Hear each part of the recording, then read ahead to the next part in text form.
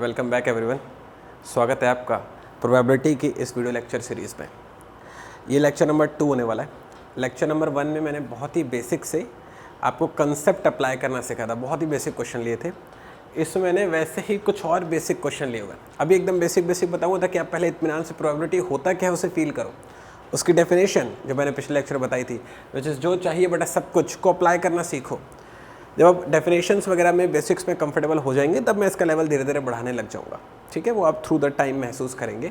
अभी धीरे धीरे इतना से पहले चैप्टर को समझिए, बिल्कुल मत परेशान होइए, सीखते चलिए बस मेरे साथ। मैंने पिछले वाले लेक्चर में मतलब कि वीडियो नंबर 1 में एक होमवर्क में आपको क्वेश्चन दिया था। उस होमवर्क वाले क्वेश्चन का सॉल्यूशन मैं इस वाले वीडियो में देने वाला हूँ, जो कि मैं एकदम लास्ट में दूंगा आपको। ठीक है, ये लिखा हुआ है वो क्वेश्चन।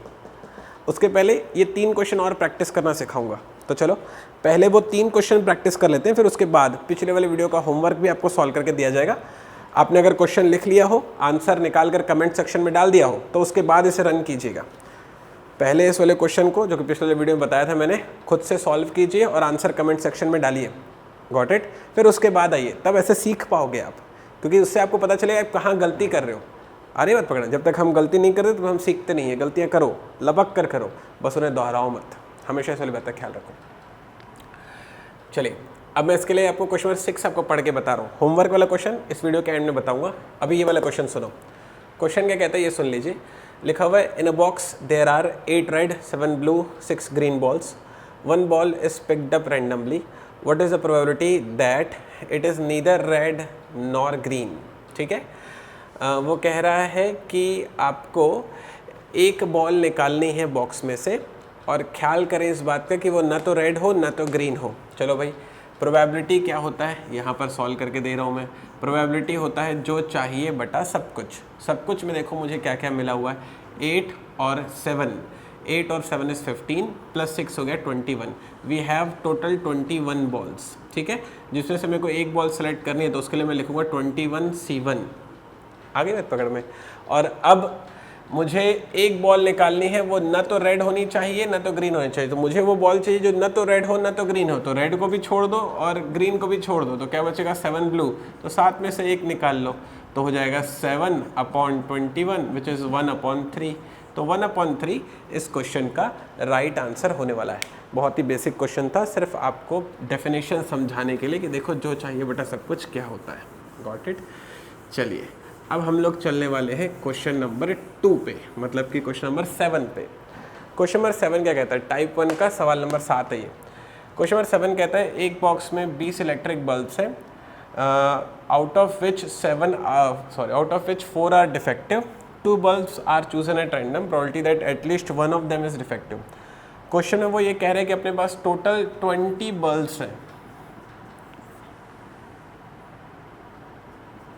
ठीक है, इसमें से वो कह रहे हैं कि 4 डिफेक्टिव हो गए। 4 जो हैं डिफेक्टिव हैं, तो 16 सही वाले होंगे ना। आगे मत पकड़ में। अब वो कह रहे हैं probability that at least one of these is defective. अब ये एटलीस्ट वन क्या होता है वो मैंने परम्यूटेशन एंड कॉम्बिनेशन के लेक्चर में आपको सिखाया हुआ है।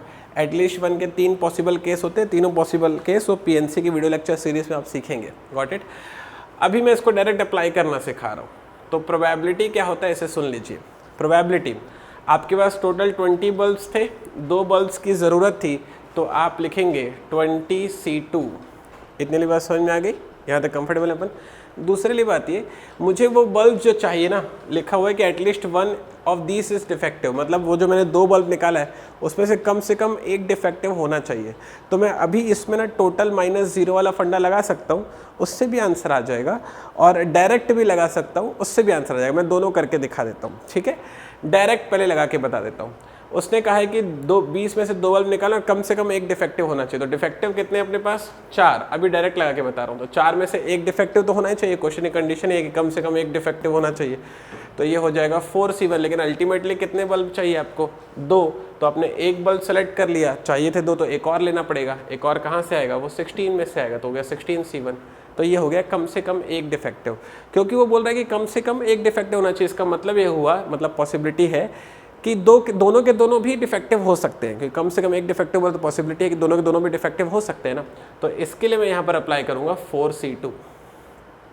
तो इसको आप सॉल्व करोगे तो आपको फाइनल आंसर मिल जाएगा। ठीक ठीक है। और एक और फंडा होता है एटलीस्ट 1 का, टोटल -0 वाला।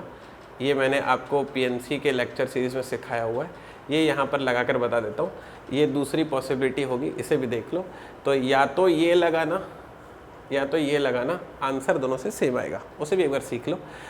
सब कुछ तो वही रहेगा 20C2, टोटल -0, तो टोटल हो जाता है 20C2 माइनस, भाई एटलीस्ट 1 डिफेक्टिव चाहिए, तो बताया था नाउन कुछ भी हो, टोटल -0 डिफेक्टिव, डिफेक्टिव कितने हैं 4, तो हो गया 4C0 इनटू, ठीक है। अल्टीमेटली 2 बल्ब चाहिए, तो 2 बल्ब जो है वो राइट वाले में से आएगा, तो हो जाएगा 16C2।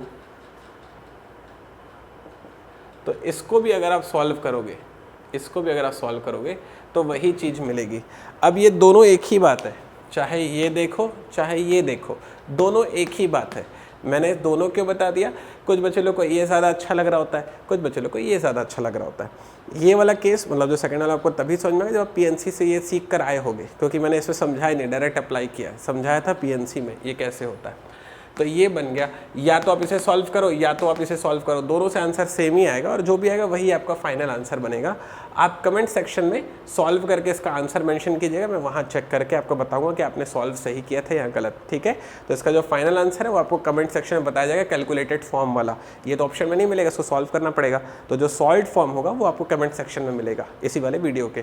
तो आप इसको सॉल्व करके कमेंट सेक्शन में अपना आंसर टैली करेंगे। आगे बात पकड़ में, ठीक है, यहाँ तक कंफर्टेबल है अपन। चलिए अब लोग चलते हैं क्वेश्चन नंबर 7 का, ये आंसर हो गया। अब लोग चल रहे हैं क्वेश्चन नंबर 8 पर, इसे मैं रफ कर देता हूँ। क्वेश्चन नंबर 8 पर आ गया हम लोग।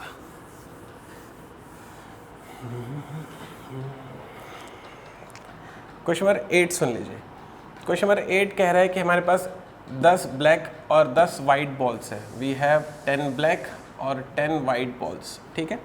Probability of drawing 2 balls of the same colour is, आपको 2 बॉल्स निकालने और दोनों ही सेम कलर की होनी चाहिए। क्वेश्चन आ गया समझ में।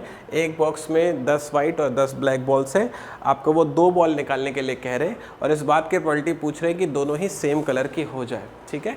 तो ये अपन कैसे निकालेंगे भाई, टोटल 10 और 10 कितनी बॉल्स हो गई 20, 20 में 2 बॉल निकाले तो आप क्या लिखते हो 20C2, गॉट इट। मुझे क्या चाहिए, दोनों ही सेम कलर की चाहिए, तो वो दोनों सेम कलर की या तो दोनों ही ब्लैक हो सकती है या तो दोनों ही वाइट हो सकती है। तो अगर वो दोनों ही ब्लैक हो जाए तो इसलिए 10C2, या मैंने इसके पहले बताया हुआ है या के लिए हम लोग प्लस वाला साइन यूज़ करते हैं, ठीक है। तो या तो वो वाइट हो जाए इसलिए 10C2, ये दोनों ही उसमें पॉसिबिलिटी थी। कंफर्टेबल है इसमें अपन, इसको आप सॉल्व करोगे तो हो जाएगा 2 × 10C2 अपॉन 20C2। इसको थोड़ा सा सॉल्व कर जाएगा 10 × 9 अपॉन 20 × 19। इसकी थोड़ी मोड़ी कटिंग शटिंग करोगे तो आपको मिलेगा 9/19। तो क्वेश्चन नंबर 8 का जो राइट आंसर होने वाला है वो होने वाला है 9/19। ज़रा इत्मीनान से उसे देख लीजिए एक बार। जो भी डाउट वगैरह हो आप बिल्कुल मुझसे कमेंट सेक्शन में पूछो, feel free to ask me, मैं वहाँ एक्टिव हूँ और आपकी उसमें बराबर हेल्प भी की जाएगी। ओके चलिए अब हम लोग पहुँच गए हैं प्रीवियस वीडियो के, ये वीडियो नंबर 2 होगा प्रोबेबिलिटी का। तो वीडियो नंबर 1 में जो होमवर्क दिया था उसके सॉल्यूशन पर, तो ये क्वेश्चन नंबर 5 है जो आपको होमवर्क में दिया था, वो सॉल्यूशन आपको बताने वाला हूँ मैं। क्वेश्चन में कह रहा है कि अपने पास 6 ग्रीन 4 येलो और 3 वाइट बॉल्स हैं। बोल रहा है कि आपको बॉक्स कंटेंट्स इतना 3 बॉल्स आपको निकालनी है, ठीक है। वो कह रहा है कि आपको 3 बॉल्स निकालनी है। What is the probability that they are not of same colour, इस बात की प्रोबेबिलिटी क्या होगी, वो सेम कलर की ना हो। चलो एक बार सीख लेते। देखो they are not of same colour, not of same colour, तो नॉट ऑफ सेम कलर का आप केस समझ लीजिए भाई। सब कुछ क्या बनेगा सर, आपको 3 बॉल निकालनी है तो सब कुछ क्या हो जाएगा 6 और 4 10, 10 और 3 हो जाएगा 13, तो हो जाएगा यहाँ पर 13C3। आपको बात आ गई पकड़ में, याद है ओके मन। तो ये हो जाएगा अपने पास सब कुछ।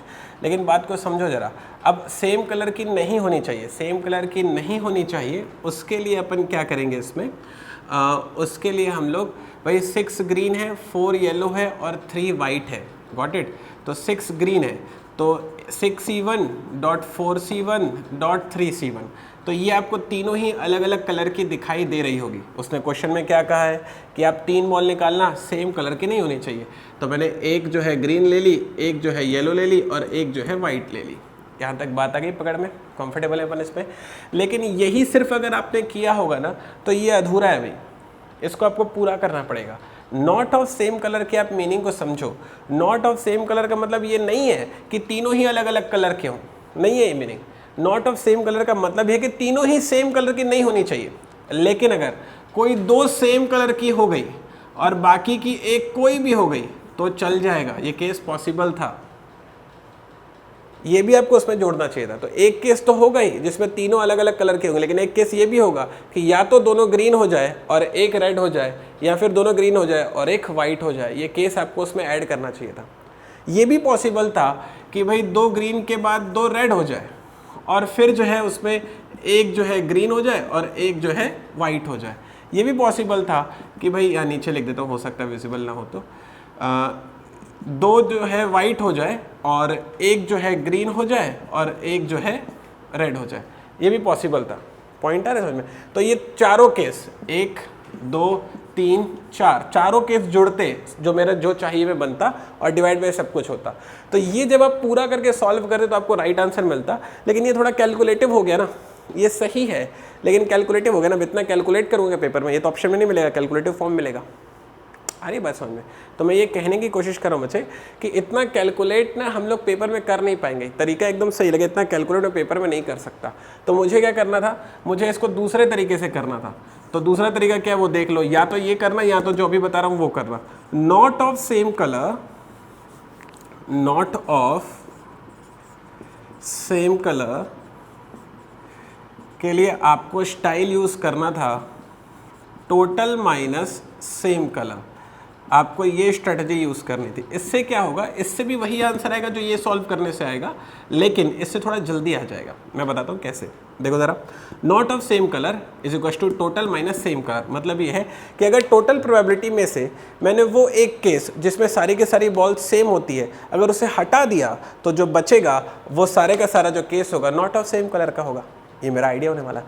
तो टोटल क्या होता है, आप इस वाली बात को सीखिए। जो टोटल प्रोबेबिलिटी होती है ना, जो टोटल प्रोबेबिलिटी होती है ना, टोटल प्रोबेबिलिटी हमेशा 1 होती है। टोटल प्रोबेबिलिटी हमेशा कितनी होगी, 1 होगी। आगे बात पकड़ में। एक और बात सीख लो पैरेलल में, प्रोबेबिलिटी की वैल्यू कभी भी 1 से ज़्यादा नहीं होगी और 0 से कम नहीं होगी। प्रोबेबिलिटी की वैल्यू हमेशा 1 से कम और 0 से ज़्यादा होती है। प्रोबेबिलिटी की मिनिमम वैल्यू आपसे कोई पूछे 0, प्रोबेबिलिटी की मैक्सिमम वैल्यू कोई आपसे पूछे 1। ठीक है। प्रोबेबिलिटी क्या होता है, किसी भी काम के होने की संभावना। अरे बात समझ में? तो अगर मान लिया कि किसी भी काम के होने की संभावना 0 है तो इसका मतलब ये होता है, हम ऐसा मानते हैं कि वो काम कभी नहीं हो सकता। अगर मान लिया किसी काम के होने की संभावना 1 है तो हम लोग मानते हैं कि वो हमेशा 100% काम होकर ही रहेगा। आगे बात पकड़ में। तो मैंने पैरेलल आपको बता दिया। तो टोटल प्रोबेबिलिटी कितनी होती है भाई, 1। तो यहाँ टोटल की जगह पर मैं क्या लिख रहा हूँ, 1 माइनस सेम कलर होने की प्रोबेबिलिटी। आगे बात पकड़ में, 3 बॉल निकालूंगा, तीनों ही सेम कलर की होनी चाहिए। तो सब कुछ तो यही बनेगा, 13C3, 13 बॉल्स हैं टोटल C3 और तीनों ही सेम कलर की होनी चाहिए। तो तीनों सेम कलर होने के केसेस इसके पहले वाले वीडियो लेक्चर में बता चुका हूँ, शायद इसी में बताया था मैंने अभी। तो कैसे बनाते भाई सेम कलर वाला, इसे एक बार सीख लो। 6 ग्रीन है, 6 की 6 ग्रीन हो जाए, 3 की 3 ग्रीन हो जाए तो 6C3 प्लस, या ये भी पॉसिबल है कि भाई 3 की 3 येलो हो जाए तो 4C3, या ये भी पॉसिबल है इसलिए प्लस साइन कि 3 की 3 वाइट हो जाए तो इसलिए 3C3। आगे बात पकड़ में। तो ये भी आप अगर सॉल्व करोगे ना, ये भी आप अगर सॉल्व करोगे या फिर ये सॉल्व करोगे तो दोनों से ही सेम आंसर आएगा। चाहे ये सॉल्व करो चाहे ये सॉल्व करो, दोनों से ही एकदम सेम आंसर आएगा। लेकिन मैं ये कहने की कोशिश करूँ, आप अगर थोड़ा सा फोकस करो तो ये वाला ना लेस कैलकुलेटिव है और ये वाला ना ज़्यादा कैलकुलेटिव है। तो आप अगर इससे बनाओगे ना पेपर में तो आपका जल्दी से आंसर निकल जाएगा। ये आप कैलकुलेट करके इसी वीडियो के कमेंट सेक्शन में आंसर डालेंगे, मैं वहाँ पर चेक करके बताऊंगा आपने सही किया है कि गलत। मैं कैलकुलेट करके इसका जो फाइनल आंसर होगा वो कमेंट सेक्शन में पेस्ट कर दूंगा, पिन भी कर दूंगा। मेरा आंसर आपको सबसे ऊपर दिखाई देगा, देखने में कोई कष्ट नहीं होगा। इसका आपको कमेंट सेक्शन में कैलकुलेटेड फॉर्म वाला आंसर मिलेगा, आप उसे कैलकुलेट करके अपना आंसर कमेंट सेक्शन में डालिएगा, मैं चेक करके बताऊंगा आपने सही किया था कि या गलत। ये आपको सॉल्व करना है। Got it? मैं क्यों नहीं सॉल्व कर रहा हूँ, मैं इसको ऑलरेडी सॉल्व कर चुका हूँ आपके लिए। आर्यभट्ट पकड़ में सॉल्व भी कर दूंगा ऐसे, लेकिन थोड़ा सा लेंदी हो जाएगा इसलिए नहीं कर रहा हूँ, लेकिन मैं ऑलरेडी आपके लिए ये सॉल्व कर चुका हूँ। कब किए सर? वो पीएनसी में कर चुका हूँ, तो वो आपको आ जाएगा समझ में। ओके ठीक है, कर लीजिएगा। चलिए ये हो गया मेरा ख्याल है प्रोबेबिलिटी के चारों के चारों क्वेश्चंस का सॉल्यूशन। इसका आपको कैलकुलेटेड फॉर्म कमेंट सेक्शन में मिलेगा, आप वहाँ चेक करेंगे। नेक्स्ट वाले वीडियो में क्या होगा, मैं प्रोबेबिलिटी में टाइप 1 के अभी और क्वेश्चन डिस्कस करूँगा। टाइप 1 अभी खत्म नहीं हुआ, इसमें और क्वेश्चन हम लोग डिस्कस करेंगे। तो नेक्स्ट वाली सीरीज़ में टाइप 1 के थोड़े से और अच्छे लेवल के आप मेरे साथ क्वेश्चन देखेंगे, बने रहिएगा।